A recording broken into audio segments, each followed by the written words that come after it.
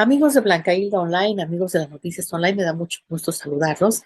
Y bueno, hoy tengo la oportunidad de, de dar un salto, de meterme en la vida de nuestro país, en la vida pasada de nuestro país, en la historia de nuestro México. Y bueno, hacerlo a través de una plática muy interesante con Federico Acosta Ruiz Peinado, quien es nada más y nada menos que descendiente del emperador Moctezuma segundo de Moctezuma Xocoyotzin o Motecuzoma, como le decía Hernán Cortés. Como ustedes saben, recientemente les platiqué que se estrenó una película en San Andrés Cholula, en Puebla, pero a la vez lo están haciendo a nivel nacional, en la Ciudad de México y en otros estados de la República, en donde se juntan los dos descendientes, tanto de Moctezuma, que es en este caso Federico, como el descendiente de Hernán Cortés, que es Ascanio Piñatelli.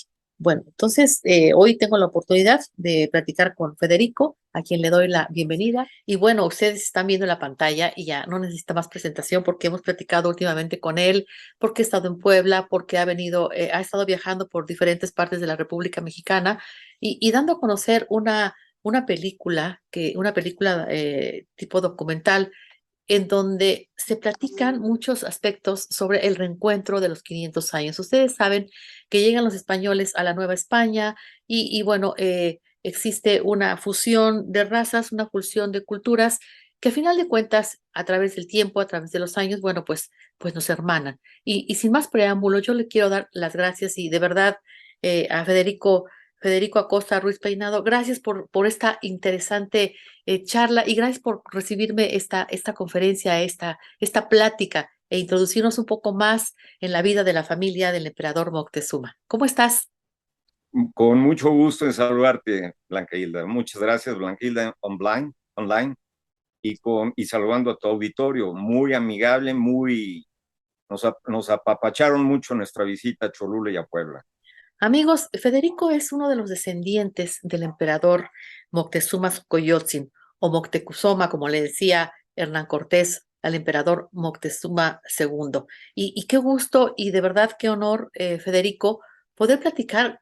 Y es que platicar contigo es meternos en la historia, es regresarnos en el tiempo, es hasta increíble que podamos platicar con un descendiente del emperador Moctezuma conociendo nuestra historia, conociendo nuestras raíces. Y platícanos, Federico, hicieron una película que se llama Reencuentro 500 años. Esta película la han presentado recientemente en Puebla, en San Andrés Cholula, y también la han presentado a nivel nacional. Bueno, la han presentado en la Ciudad de México, la han presentado en otros escenarios. ¿Qué significa para ti eso? Bueno, a ver, esto es muy interesante. Eh, Miguel Gleason me contactó a mí quizás a finales de 2018. Una noche recibí una llamada, yo no lo conocía, y me dijo: oye, Federico, yo entiendo que tú eres descendiente de Moctezuma. A él le dieron la referencia de la persona que lleva el estudio de la descendencia de Moctezuma a través de su hija Isabel de Moctezuma, Tecuixpo, antes de convertirse al catolicismo. Entonces él me llama una noche y me dice: oye, fíjate que vamos a una película y tú como descendiente quisiéramos que participaras, iba a participar el descendiente de Hernán Cortés. ¿Estarías dispuesto? Te hago llegar un contrato mañana. Al día siguiente me dijo: yo estoy en París, él vivía en París.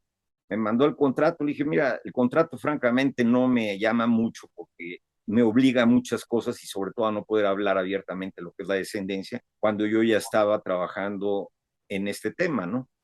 Entonces me dijo: bueno, me permites una entrevista como descendiente y te pediré otra cosa, ¿me puedes dar tu ADN para encontrar a un descendiente que lo tenga? Digo: con mucho gusto. Vino, me hizo la entrevista, total, meses después me llamó y me dijo: olvídate del contrato, puedes participar, con mucho gusto. Y entonces eso fue, nos vimos el 8 de noviembre de 2019 en el mismo lugar, en el Zócalo de México, en el centro de México, en donde Moctezuma vio por primera vez a Hernán Cortés 500 años antes. Y ahí empezó la película, y de lo que se trata es de la ruta que siguió Hernán Cortés desde que desembarcó en Veracruz hasta la Ciudad de México, y aquí me entrevistó sobre qué es lo que pienso en algunos aspectos, etcétera, etcétera, pero realmente se basa en ese hecho histórico del primer encuentro, etcétera, ¿no? No va para atrás y tampoco va hacia adelante, sino más o menos ahí lo deja. Me parece un documental muy interesante, de, abrió muchas conciencias, nos invitó a ir más hacia adelante en todo esto. Acabas de decir algo muy importante, abrió muchas conciencias, porque a final de cuentas, bueno, para nadie es un secreto, menos para los mexicanos y para para toda esta Nueva España, eh, pues que siempre el cambio drástico de una cultura a otra, el, el imponernos, pues religión, idioma, creencias, costumbres, tradiciones y demás, pues no fue fácil, no fue fácil para nuestros antepasados. Nosotros hoy en día pues tenemos ya una fusión y tenemos una idea diferente porque es un tema de reencuentro, es un tema de reconciliación, es un tema de que pues que somos hermanos ya de raza, ¿no? Precisamente por esta mezcla. Pero tú comentabas ese día algo muy importante. La historia no es como la cuentan. Y a mí me interesa mucho platicar con Federico, pero con Federico, el descendiente del emperador Moctezuma. ¿Ustedes cómo saben, cómo se enteran, en qué momento se enteran que ustedes son descendientes del emperador? ¿Cómo lo procesan? ¿Qué historia les cuentan en casa a ustedes? Vaya, qué pregunta tan importante, tan trascendental y tan profunda, Blanca. Te voy a platicar. Mira, en el caso nuestro, o en el caso mío, que ahora estoy hablando en este momento de mí, pero igual es para toda mi familia, es un caso único. A ver, voy a explicar de dónde viene nuestra descendencia. Isabel de Moctezuma, que se llama Cusco, antes de convertirse al catolicismo, ella tuvo 5 matrimonios. El primero fue con Cuitláhuac, hermano de su padre. Ella era una niña, entonces no se consumó, pero era necesario para que Cuitláhuac pudiera ascender al trono. Entonces fue emperador por 6 meses, murió por la viruela negra, y entonces casa con Cuauhtémoc. Cuauhtémoc era primo y tío al mismo tiempo, ¿no? Porque su tío había casado con una hermana de Moctezuma Xocoyotzin, entonces tenía las dos funciones. Eso tampoco se concreta porque inmediatamente apresan a Cuauhtémoc y muere. Entonces no había descendencia, ella sí hacía una niña, y entonces Hernán Cortés la casa con dos capitanes, con el primero en viuda, con el segundo también en viuda, pero se embaraza antes de que muriera su marido. Y cuando Hernán Cortés va a España, Isabel de Moctezuma, por decisión propia, casa con Juan Cano Moctezuma. Era un capitán español que vino con la escuadra, con el ejército de Pánfilo Narváez, precisamente a detener a Cortés, ¿no? Entonces, casa con él y ahí hay 5 hijos. Entonces, Isabel venía con un hijo del matrimonio anterior, este era su quinto matrimonio, y aquí hay 5 hijos que realmente ese hijo lo educó Juan Cano Saavedra, que es mi antepasado. Entonces, lo que ocurre de ahí en adelante es de que eh, hay 2 hijas, Isabel y Catalina, ellas se vuelven monjas, no tienen familia, y de los 3 hijos, el mayor era Gonzalo. Mi familia viene de Gonzalo. Gonzalo tiene una hija que tiene 2 matrimonios, un hijo en un matrimonio y una hija en el otro. 9 generaciones después, mis bisabuelos, mi bisabuela Dolores Abadiano Urbina, descendía de una de las ramas y Luis Sierra Orcasitas venía de la otra rama, se vuelven a unir y de ahí sale mi abuela paterna. Entonces, ¿cómo probamos la transmisión de la genética de Cortés hacia nosotros? Bueno, en 1525, Carlos I de España y Carlos V, el emperador, que era la misma persona, le da en dote a Isabel de Moctezuma Tacuba, Metepec y Huizquilucan, eh, con toda la gente adentro, o sea, les dan todo, pero como los estaban utilizando los lugares, ocupando las mismas autoridades, o sea, la Nueva España, le pagaban una renta y esa renta para su descendencia, porque lo iban a continuar utilizando las autoridades se convierte en una renta, digo, en una pensión vitalicia perpetua para toda su descendencia. Y por eso se crea el censo enfiteutique. El censo enfiteutique llevaba el control de la administración de esos bienes y registraban los nacimientos y decesos de cada miembro de la familia. Ahí esto lo llevó la corona por 300 años hasta 1821 y le pagaron su pensión a todos mis antepasados. En 1821, cuando Juan de O'Donoghue hace los tratados de Córdoba con Agustín de Iturbide, esto está incluido ahí y Agustín de Iturbide reconoce la deuda con la familia de Isabel de Moctezuma, entendiendo que esas eran sus propiedades y que las estaba usando el gobierno. Iturbide, que es un tema importante que después vale la pena que hagamos un paréntesis acá. Iturbide, eh, él, eh, él pretende ser emperador efímeramente por muy poco tiempo, sin tener, era un criollo total, no tenía realmente sangre indígena, y en 1823, creo que fue el 7 de agosto, hay 15 decretos, el quinceavo es que ya el México independiente reconoce la deuda y la propiedad y deuda con toda la familia, la descendencia de Isabel, que estaba en el censo enfiteutique. Y esto pasa a formar parte de la Constitución de 1824. Mi bisabuela, Dolores Abadiano, eh, ella eh, eh, recibió patente de descendiente de Moctezuma en enero de 1888. Y la madre y la tía de mi bisabuelo Luis Hierro Casitas interactuaron con Benito Juárez, tenían el trato con él y reconocieron y siguieron refrendando el, la deuda y la propiedad y deuda con la familia y siguieron pagando la pensión. Esto continuó hasta 1934, que dejaron de pagar. Entonces mi abuela percibía la pensión y todos sus hermanos por ser descendientes de Moctezuma. Entonces, esta es la manera en que el gobierno de México tiene registrado el paso, la transmisión de la genética del emperador hacia nosotros. Qué interesante.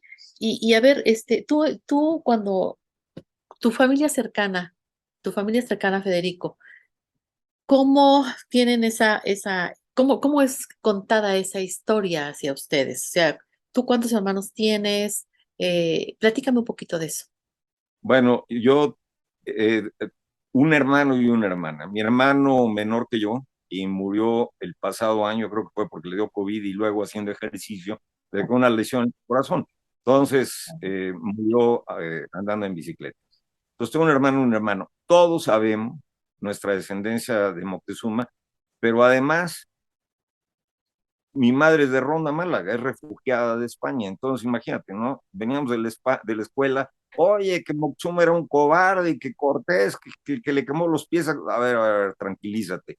No era así, esto fue así, fue asado, etcétera, etcétera.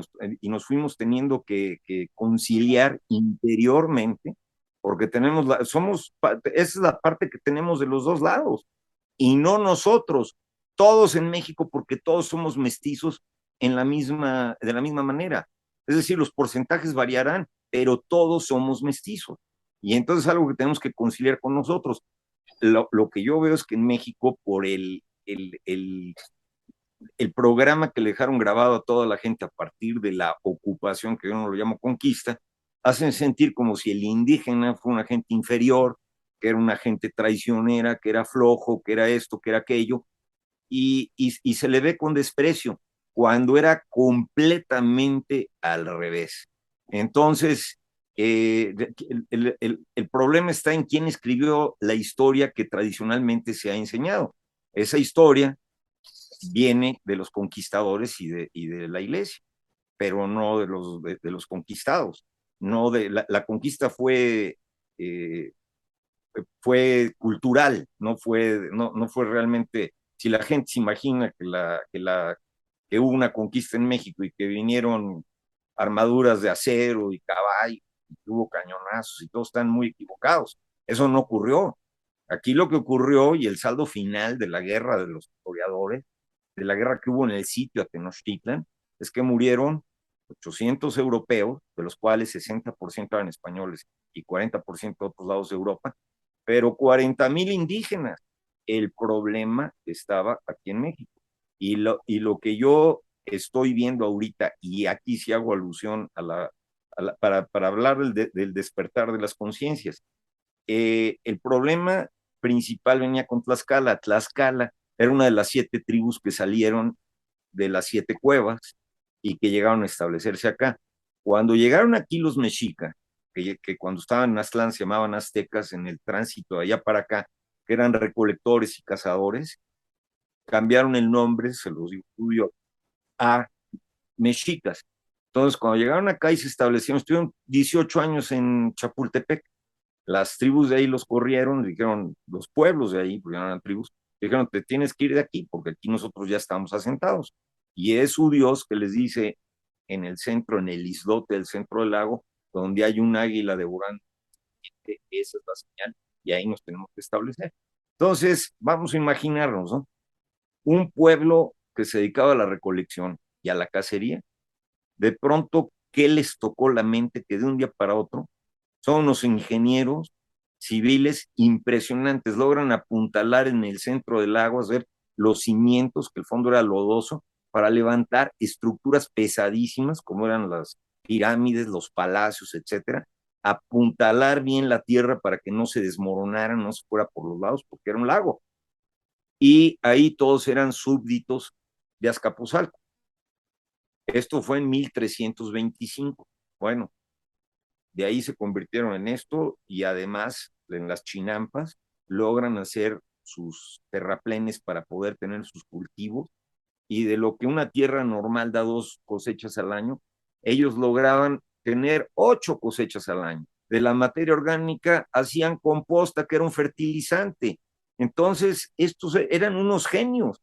Y la cohesión que mantuvo a todo el pueblo, pues era su religión, y era que estaban perfectamente ordenados y todos ocupaban un espacio.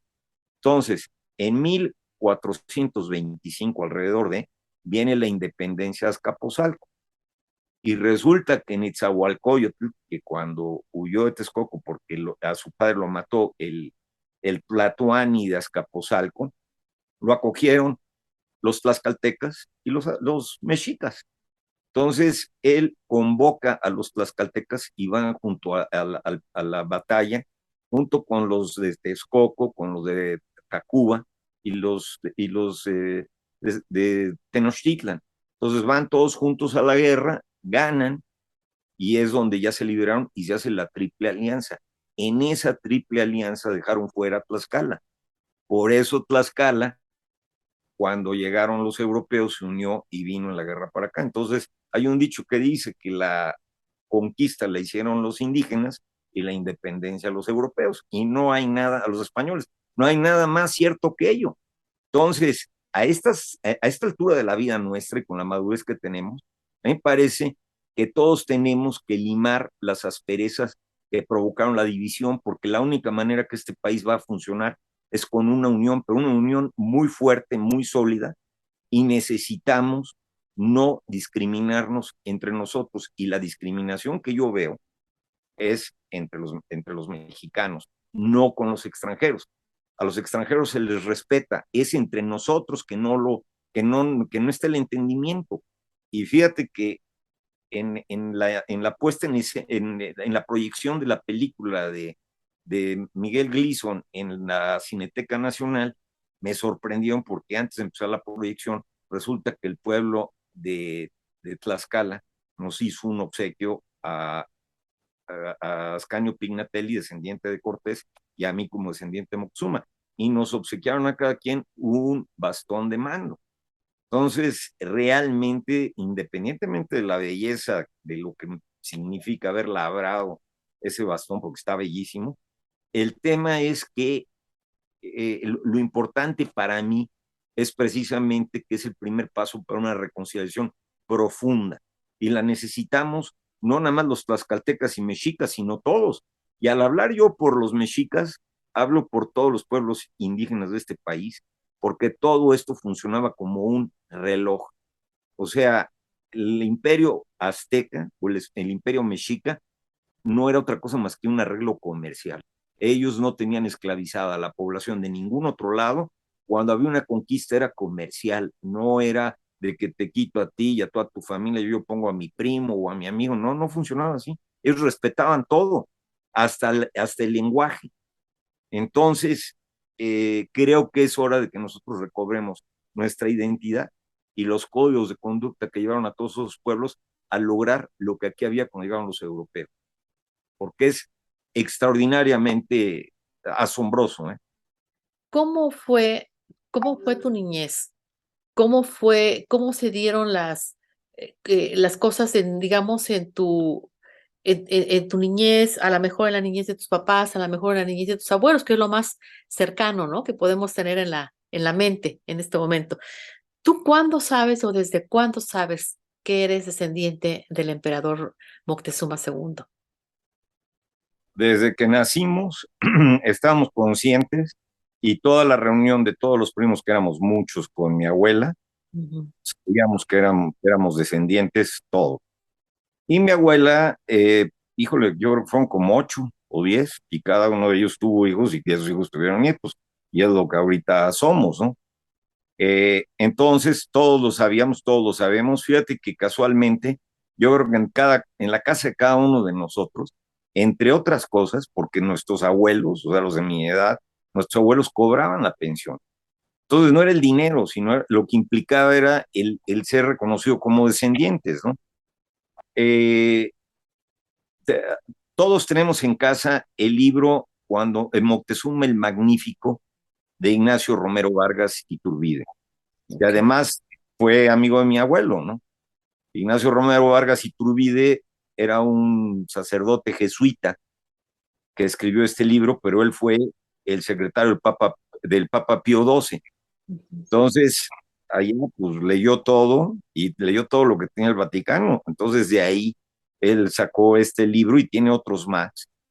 Son 3 tomos y él pues, hablaba 8 idiomas y tenía 5 doctorados, o sea, era una lumbrera, ¿no? Entonces, todos lo tenemos y todos escuchamos la otra versión de las cosas, ¿no? Por ejemplo, lo que la gente no sabe, porque la gente cree que Moctezuma claudicó de ninguna manera, es nada más la versión de Cortés, que su primera carta de relación la escribió 1 año y medio después de que había matado a Moctezuma. Entonces, para ubicarnos, ¿no? Y, y en realidad fueron 2 discursos distintos los que se dieron cada uno, pero Moctezuma, que era una persona sumamente sofisticada, o sea, el palacio de Moctezuma, Cortés dice en su primera carta de relación, me perdí adentro, he entrado 3 veces y me pierdo, si no me sacan de ahí no sabría salir. Era enorme y tenía un zoológico que nadie en Europa acostumbraba a tenerlo, pero no era una cuestión ornamental que Moctezuma como emperador tuviera un gran ego. No, había gentes estudiando y llevando una bitácora las 24 horas del día del comportamiento de cada animal que tenía en el imperio. Entonces, hago noción a esto para demostrar, digo, para ilustrar cómo Moctezuma vino estudiando a Cortés. Cuando sucedió lo de Cholula, 6,000 muertes, Moctezuma, la idea de Moctezuma junto con la de Cuitláhuac era recibir a Cortés con el ejército. Estamos hablando de un ejército por lo menos de 10,000 mexicas. O sea, les hubieran pasado encima en una mañana. Sí, claro. Pero, pero, lo que la gente no sabe es que el contrapeso del Tlatoani, del Huey Tlatoani, era el Consejo Superior, que eran los ancianos y los demás nobles. Entonces, en este caso, que ya hablamos de una federación, era el Consejo Superior de la Federación, eran 38 señoríos, y le dicen a Moctezuma, el señor dice que representa a un papa y a un emperador, lo tienes que recibir como diplomático. Por eso Moctezuma lo llevó al palacio de su padre, y en una festividad en que estaban todos los nobles de todos lados aquí, ellos los tomaron presos, y no es que él abandonara su pueblo, es que ya no pudo ni siquiera volver a salir, y lo mató Pedro de Alvarado. Esta es una noticia que le agradó muchísimo al pobre de Ascanio, porque después de ver todos los horrores de lo que hizo su Qué antepasado, ya no. culpable. Una, a ver, si resumimos, eh, en pocas palabras, ¿qué es cierto y qué no es cierto de lo que nos cuenta la historia? ¿Qué es lo que te duele que Pues, cuente que no sea cierto? pues mira, Moctezuma no fue ningún cobarde, no sucedió así. En realidad fue una diferencia, no, no es verdad que ellos hayan hecho lo que, es decir, que llegaron con una gran fuerza militar y que acabaron con todos aquí, no, el problema fue nuestro. Moctezuma era sumamente eh, eh, una gente muy avanzada, fíjate, lo que te voy a decir. En ingeniería y arquitectura, en Europa no conocían nada de lo que aquí había. Ni Venecia tenía un sistema hidráulico como el que había aquí. En ningún lado de Europa ni del mundo. En medicina, bueno, aquí trepanaban el cráneo para operar el cerebro, operaban el ojo. Los anticonceptivos que ahorita sacan los grandes laboratorios y todo, eran plantas que usaban los mexicas. Los antibióticos, ellos los producían desde allá. O sea, eran gentes muy, muy avanzadas. O sea, ya hablamos de Una ingeniería, de medicina, civilización muy abierta y muy, muy adelantada, ¿no? y qué tal la agricultura y socialmente. Socialmente, fíjate lo que te voy a decir. Tenían un circuito judicial, o sea, varios circuitos judiciales como lo tenemos hoy en día, pero se hablaban cuarenta y tantas lenguas y se entendían por nomenclaturas porque eso era parte de ser parte de la federación. Entonces, eso es lo que constituía. El imperio azteca o mexica era desde Nicaragua. Nicaragua quiere decir hasta aquí el Nahual. Entonces, ellos sabían todo esto y eran socialmente muy avanzados. Para que una familia, una madre, quisiera deshacerse de su hijo, no lo podía aventar a la calle.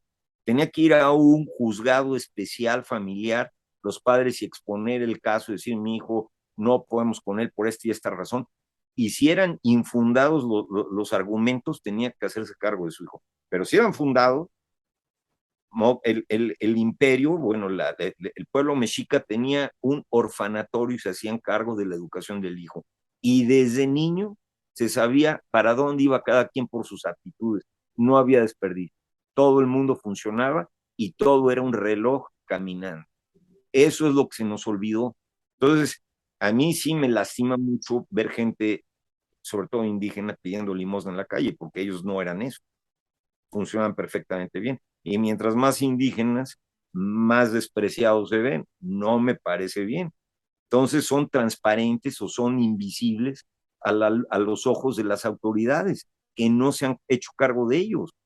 O sea, no existe el registro del pueblo mexica. O sea, retrocedimos, ¿verdad? En la historia, en la manera de cómo estábamos ya, cómo ya funcionábamos. Retrocedimos totalmente. Mi abuela, Elena Sierra Abadiano, lo tenía muy claro y eran muy orgullosos de ser descendientes de Moctezuma. Hubo una reunión en un rancho de una prima aquí en las afueras de la Ciudad de México, la Jusco, que invité al estudioso de esto de la UNAM, que es Alejandro González Acosta, y por eso dijo, eran como 300, claro, pero todos ellos no todos tenían la sangre, pero sí nos reunimos y todos muy orgullosos. La convocatoria de la comida era la comida de la dinastía Moctezuma, de Moctezuma. Y eso es en lo que a nuestra familia corresponde, ¿no? Entonces, pues vaya, es maravilloso. Lo que yo he visto y encontrado es para caerte de espaldas, Blanca, o sea, Federico, cuando tú eras niño, en tu escuela, tu entorno, tus amigos, sabían que eres descendiente de Moctezuma. ¿Qué te decían? negativo, nunca se los dije porque ya sabía la. ¿De verdad nunca lo supieron? No, y ahorita de pronto me dicen, oye, ¿y de dónde? Le dije, "Pues, ¿qué pasa si yo te hubiera dicho a mis compañeros de primaria? ¿Qué hubiera pasado si yo te lo hubiera dicho en la primaria? No, no, no me la acabo con ustedes, porque olvídate, ¿no? Entonces ahorita sí ya lo digo, pero además el proyecto mío ahorita va más allá, porque yo ahorita ya sí, a ver, aquí hay dos tipos de gente, ¿no? Tengo primos que se sienten muy orgullosos de ser descendientes de Moctezuma y hasta ahí llega. yo siento una responsabilidad, por eso yo sí estoy buscando el rehacer esto. Lo que yo no comprendo es cómo es que no existe el registro del pueblo mexica. Agustín de Iturbide tuvo la oportunidad de decir, bueno, aquí creamos el pueblo mexica para que pues, tengan su desarrollo, etcétera, etcétera, ¿no? Como todos los pueblos originarios en todo el país. Bueno, pues no existe. El escudo nacional es la conmemoración de la fundación de Tenochtitlan. El nombre México es mexica. Ujú. Creo que es ombligo y chica, todo lo que lo rodea, o sea, por ahí va la situación. El mero centro de México, pues era la propiedad de Isabel de Moctezuma. ¿Qué pasó? O sea, completamente despreciados, ¿no? No lo puedo creer. Y para que funcionemos como sociedad, me parece que estamos muy orgullosos de nuestra parte europea, pero no, muy incómodos con la parte indígena. No, tenemos que hacer ver lo que eran los indígenas para que se reconozca. Fíjate que duele ver que en el extranjero hay más reconocimiento de lo que eran los mexicas o lo que eran los pueblos originarios de lo que aquí en México sentimos. Pero es por lo mismo, ¿no? Federico, es por el tema de la discriminación, por esa absurda manera de ser y de pensar de repente que tenemos nosotros como mexicanos, porque es una realidad y lo tengo que decir, esa discriminación, y bueno, y ahora peor que, ¿verdad? Que nos quieren, que ahora que somos fifís y somos chairos, pero la cosa está peor todavía, pero bueno, eso yo creo que esa es una parte. Y te quiero preguntar, Federico, ¿en qué momento, bueno, conoces a Ascanio Pignatelli, que es el descendiente de Cortés, de Hernán Cortés? ¿Lo conoces a raíz entonces de esta película? ¿Y qué sientes a la hora que lo encuentras, a la hora que lo ves, tu familia? ¿Qué sienten ambos al estar frente a frente? Bueno, a ver, yo a Ascanio, la primera vez que lo vi en mi vida, no tenía ni idea de Ascanio. Lo vi el 8 de noviembre de 2019 a las 8 de la mañana cuando caminamos uno frente al otro. Ahora, la personalidad de Ascanio facilita que las cosas se dieran de manera maravillosa porque es una persona súper bien intencionada, es un tipo fenomenal. Lo aprecio mucho, Ascanio. Y él quiere ver lo mejor por los demás. Ahora, en mi visión de las cosas, fíjate que, contrario a lo que la gente diría, bueno, sí, Cortés, digo, no se midió lo de Cholula y todo esto, pues fue terrible y sí, qué persona, ¿no? ¿En dónde puede esconderse el alma de alguien que hizo eso, ¿no? O sea, ya no existe cuando te vas a otro lado, quién sabe qué pase, pero fíjate que casualmente, en mi visión de las cosas, Ujú, resulta que Cortés admiraba a Moctezuma y la idea de él era cogobernar con Moctezuma. Es cuando él regresa de Veracruz, de haber ido a encontrar a Pánfilo Narváez, se entera que Pedro de Alvarado lo había matado. Y o sea, se enojó muchísimo Cortés, se puso muy triste, es lo que dicen que ocurrió, que realmente ocurrió. Ahora, Pedro de Alvarado, cuando llegaron a la Ciudad de México, bueno, a Tenochtitlan, él ya venía casado con una hermana de Xicoténcatl, ujú. es la princesa que le habían ofrecido a Cortés para que se casara en Tlaxcala.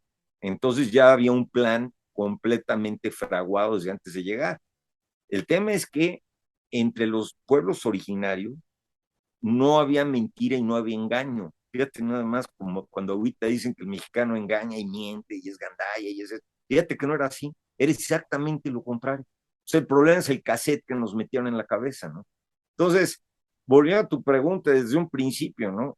Yo sí tuve mucha dificultad con los maestros de historia, porque yo sí no aceptaba esto, ¿no? ¿Y les Entonces, decías algo decía, o te quedabas calladito? "Mm". Yo, o sea, sí Es que aparte me no hacían podías. reacción. Pues, fíjate que yo no quería entrar en controversia porque decía, bueno, pues, si de por sí empujar esto ya es bastante difícil Y y es lo aparte que estaba ocurriendo. que iba a ser un niño. Perdón, Y aparte que iba a ser un niño ante ante una ¿cómo le situación voy a dar así, ¿no? clases a la maestra? Sí, ¿cómo le iba a dar clases a la maestra, no? Mi hermano me comentó que él un día sí enfrentó a un maestro y le llevó su árbol genealógico. El árbol genealógico ya nunca se lo devolvió el maestro, se lo quedó. Imagínate. No, pues no, aparte estabas en desventaja siendo un pequeño, ¿no? Y aparte, pues tenías toda la historia en contra, ¿no? Entonces, era imposible cambiar, hacia la Así es. fecha, es imposible cambiar ciertos patrones. Pero volviendo a la pregunta, Federico, ¿qué sientes cuando tienes frente a frente a Ascanio? ¿Cuáles fueron tus primeros pensamientos? ¿Qué te movió por dentro? ¿Qué sentiste? ¿Qué pensaste?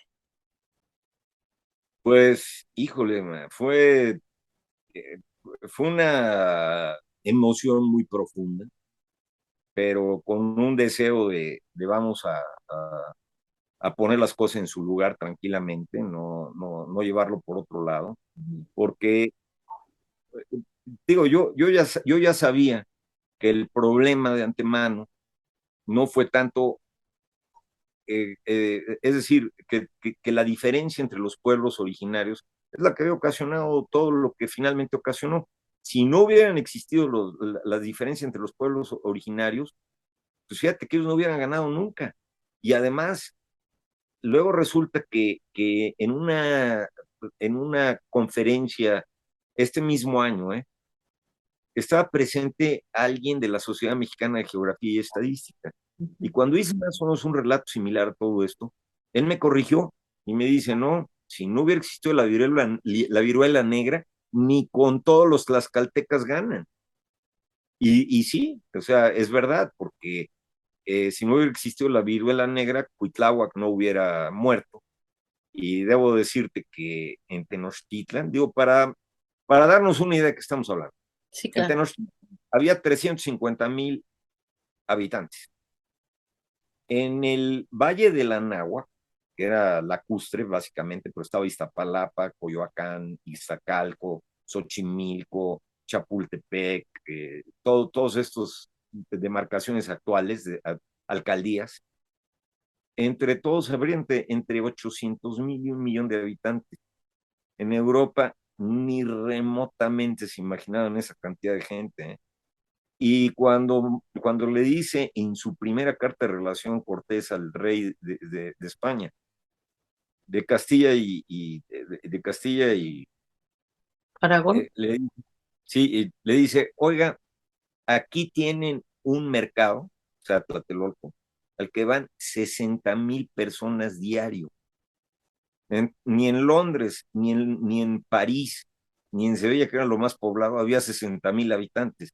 Y ese era el mercado nada más diario. O sea, imagínate, ¿no? Entonces, cuando vi yo a Ascanio, pues sí, una serie de sensaciones muy fuertes, pero fíjate que inmediatamente echados para adelante, porque Ascanio también es una persona muy bien intencionada, de bueno, vamos a darle vuelta a esto y vamos para adelante. Cuando cuando el presidente de México dice que nos pida perdón, España, y que nos pida perdón el Vaticano. Y dije, pues, ¿de qué está hablando este hombre? Porque se firmó un tratado de paz y amistad entre México y España cuando España reconoció al México independiente en 1836. Eso ya quedó atrás. ¿Cuál es el problema? Pero además es como un problema de familia, ¿no? Ni modo que yo me dé un balazo en la pierna derecha porque es la que representa a los europeos y la izquierda a los indígenas, ¿no? Pues, tendría yo que estar loco, ¿no? Somos un país eh, con un mestizaje en el 98%, si lo quieres, ¿no? Entonces es muy poco lo que queda de indígenas puros, ¿no? Entonces, ¿cómo vamos a tener un problema con nosotros mismos? Y efectivamente, fíjate que si hubieran llegado holandeses, o hubieran llegado ingleses o alemanes, o algo así, no queda nadie, ¿eh? Nos acaban, nos meten en delegación, en reservaciones, como ocurrió en Estados Unidos, ¿no? Entonces, creo, mi percepción, dentro de nosotros mismos tenemos lo mejor. Lo único que tenemos es que conciliarnos nosotros mismos. Sin duda. Estuve estuve en la ciudad de Puebla, que ha estado tan impresionante por su historia, pero además actualmente una potencia automotriz. Sí, O así sea, es. De Puebla para el mundo, Volkswagen. sí, o sea, los alemanes que son tan especiales, Creo que Audi se vino a hacer Audis allá a Puebla, y Audi, ellos que Volkswagen. y no permiten hacer el Audi en ninguna otra parte más que ellos. El único lugar donde lo permitieron es en México. Estamos hablando de carrocerías de aluminio, o sea, qué habilidad de la gente, por eso están felices, encantados. El que le da la productividad a Estados Unidos son los mexicanos, porque allá ya no trabajan ni en fábricas, ni en los campos, ni nada. Claro. Entonces, somos gente excepcional. Lo que tenemos que hacer es creernos, ¿no? Y ocuparnos de nuestra gente. Sí, tenemos No, mucha grandeza. sí, no, no despreciarnos y agredirnos, ocuparnos Exactamente. de nuestra gente. Completamente de acuerdo contigo. México es un país grande, tenemos mucha grandeza como mexicanos. eh, Creo que debemos reconciliarnos primero con nosotros mismos y después hacia el exterior. Tenemos que creérnoslas, tenemos que sentir que realmente somos lo que tenemos y tenemos lo que somos. Y bueno, a final de cuentas es muy importante eso que tú comentas. Primero tenemos que creérnoslas, tenemos que reconciliarnos con nosotros mismos y de ahí seguir floreciendo hacia el mundo, porque México tiene mucho que dar y ha dado mucho al mundo y no puede seguir siendo la excepción. Federico, ¿qué sigue? ¿Qué sigue ahora después de esta película, después de ese reencuentro 500 años, después de que ya se está dando a conocer a nivel nacional, a nivel mundial, ese reencuentro entre dos personajes históricos, dos personajes que descienden de dos familias claves en este tema del encuentro de estos dos mundos, de esta fusión de razas, de esta fusión de cultura, de esta fusión de tradiciones? ¿Qué sigue ahora? Pues mira, Blanqueilda, yo como lo veo en lo personal, Ujú. bueno, en primer lugar aprecio mucho a Miguel Gleason, a Álvaro Espinosa, que él es el productor, que Miguel Productor de la Gleason serie de película. Ujú. con los dos estoy muy agradecido, súper gente, son unos tipazos. Ascanio lo aprecio mucho, quiere ver cómo encaja, cómo encaja para ayudar, cómo encaja para que esto camine mejor. Esa es la verdad, ¿eh? Este hombre, eh, lo guerrero que trajera su antepasado, él no lo tiene, él ve para adelante, pero por el buen lado. Bueno, yo en lo personal, aquí viene el tema, mira, me parece que la película fue muy buena porque habló de ese momento histórico y es el momento para despertar. Ahora, lo que yo estoy viendo y haciendo, yo tengo propuesto a la Organización Mundial por la Paz y me lo aceptaron, financiar a fondo perdido una serie de televisión para sacar toda la historia hasta antes que llegaran los... Pero serie de televisión no para que se vean una hora y la gente ya entendió, ya no, no. Así como la gente le encantó ver vikingos y cómo estos cuates con una...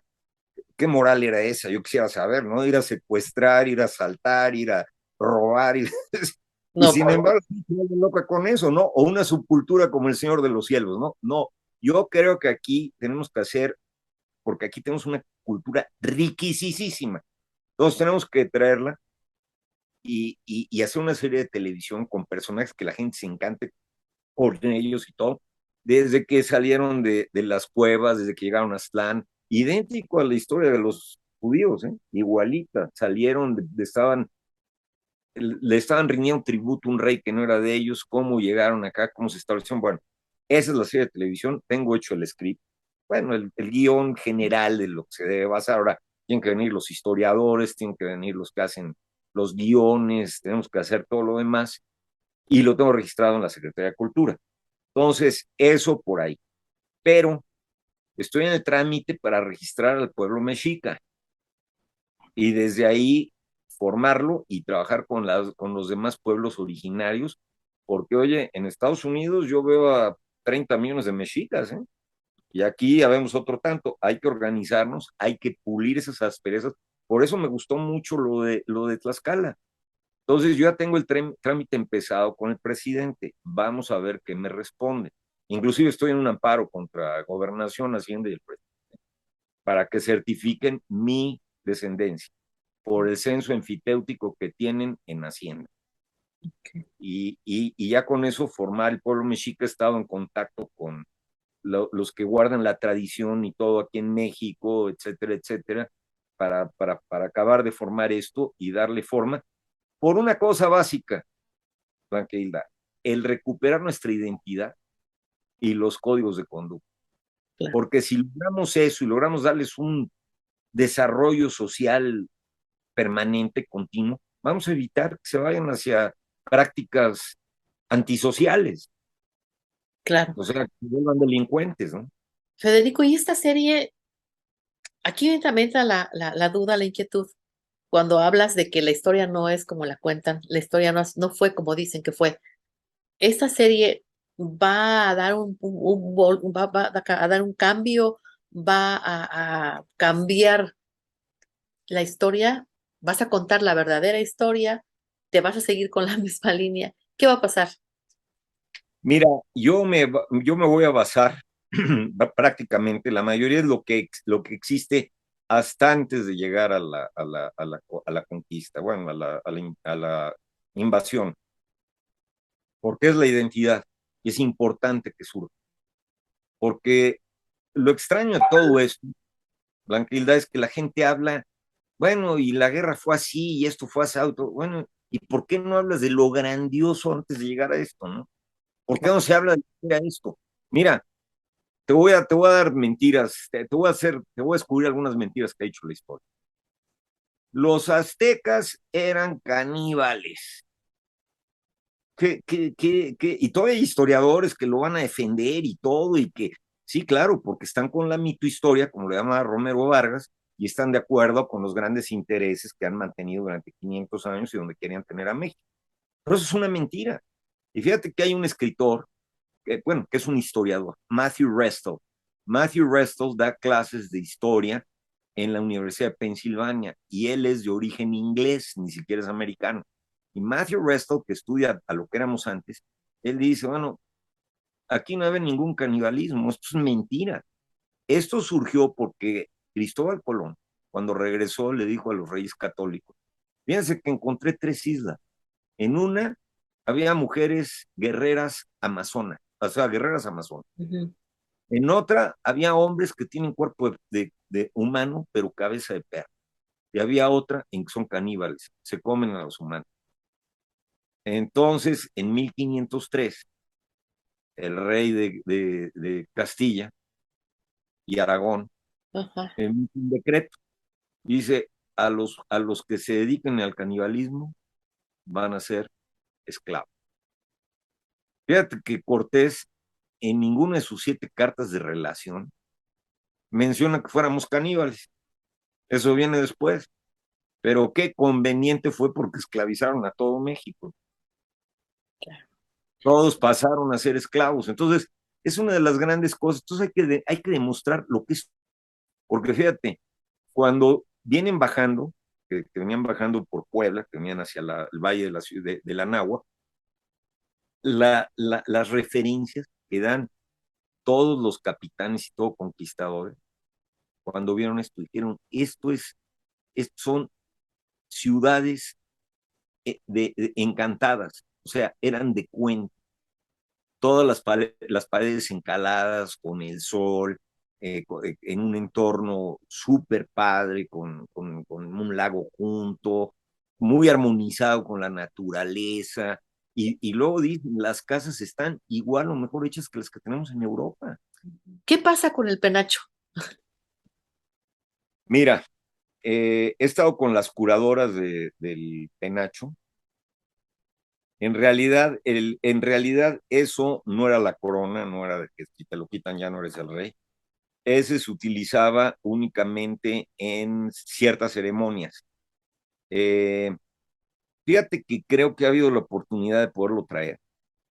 Creo que a los austriacos les interesaba más recuperar el carruaje de Maximiliano y a nosotros no nos interesa y nos interesa más que nos regresaran el penacho, ¿no? Entonces, es cuestión nada más de la habilidad diplomática que pueda haber, porque creo que ya han estado de acuerdo en hacer esto, ¿no?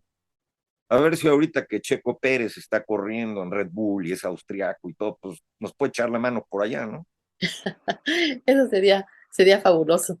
Y bueno, pues, Federico, yo creo que hay mucho más que platicar contigo y pues me encantaría que me dieras oportunidad de repetir este ejercicio y seguramente hay todavía muchas cosas en el tintero y muchas cosas más que debemos saber. Y pues yo te quiero agradecer enormemente tu atención y espero que podamos vernos pronto y sobre todo que podamos hacer este ejercicio nuevamente. Claro que sí, Blanca Hilda, te agradezco muchísimo tu atención, tu fina atención hacia mí, le agradezco a tu auditorio que nos escuche.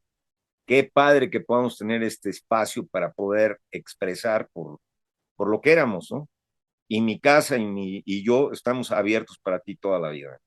Muchísimas gracias. No, te mando un abrazo, en verdad, y me ha dado mucho gusto conocer nada más ni nada menos que a un descendiente del emperador Moctezuma II. Y Recibe de regreso y igualmente encantado, Blanca te Hilda. mando un abrazo. Gracias. Bye.